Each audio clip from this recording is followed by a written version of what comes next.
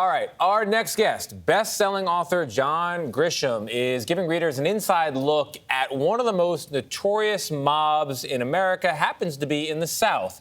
It's a group of criminals known as the Dixie Mafia, and they ran rampant across the Gulf Coast and the South starting in the late 1950s. One official at the time called them more brutal than the Sicilian Mafia.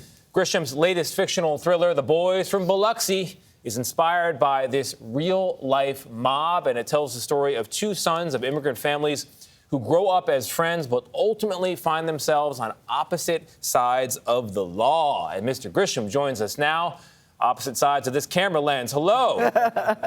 Good morning to you.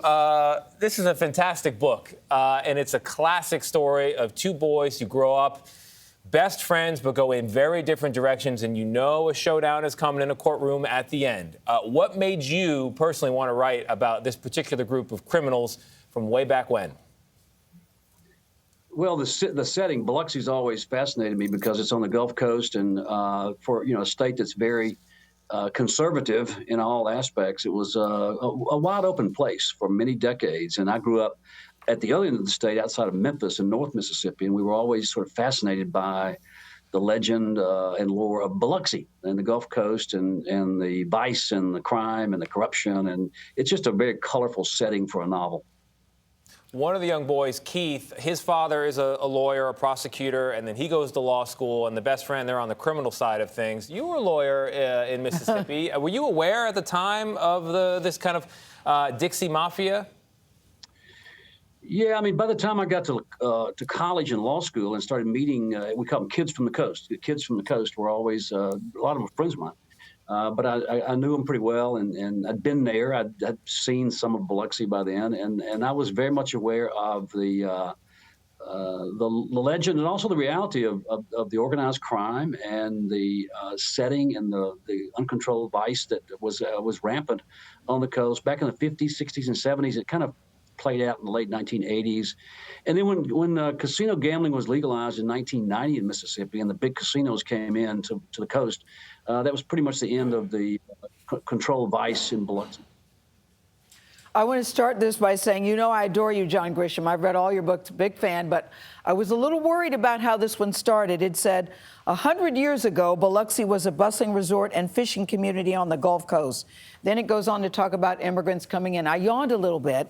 Then it went to chapter 2, and it starts, the rivalry began as a friendship between two boys with much in common. The great thing that I always find about your books, John, is that you draw us in for the first line. I wasn't drawn in with this little history lesson the way you started it. Were you worried that your readers would feel that? I'm asking, and I'm not insulting you, I'm just asking, were you worried? I was very worried because, as you say, I usually work hard to hook the reader, if not by page 1, certainly by page 2. And that's very much a part of creating immediate suspense and getting the reader hooked in the story. I was very much worried about this book because the first chapter is all history. It's all accurate. But, nobody wants to read about the seafood industry or the immigrants who built it. And so I got through it as fast as I could to get to some real action. But no, this is a different type of story. No, you got to some action, page 51, Ginger. She was a heavy-set woman of about 50 with a dress too tight, cut too low in front. Her breasts were pushed up close to her chin and looked somewhat uncomfortable. I know this lady. Do you know her too? Sure. Yeah, I mean, we've all known that lady. I didn't want to talk about sex this morning when I came on the show. By the way, I saw you on the set a while ago before my COVID test came back, and I tested positive, so now I'm off site. So I got kicked out of CBS. Oh, okay. Okay. We were trying to protect your privacy, John Grisham, but since you want to tell everybody, are you feeling okay? I'm triple boosted. I've had COVID. I've Teflon. I feel great. No symptoms, and I tested positive for the first time in several months. So, yeah, I can't be there. I know. I hear you on that. Real quick, just like the characters in the book, you were a baseball kid growing up. So any thoughts on the World Series? What do you got? It's really weird when you have the Padres and Phillies playing for the National League title. I'm a Cardinal fan. So that's very unexpected. So yeah, it'll be fun, but it's not what I wanted.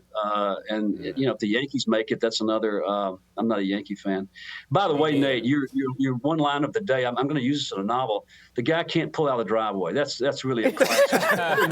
There you go. Ejaculations this morning, but that's really a classic line. I can't wait. We to all use got that. that friend. We all John, got that can I friend. just say this book is a great, great, great story. I mean, the way you tell the tale, it talks about the death penalty. It talks about addiction.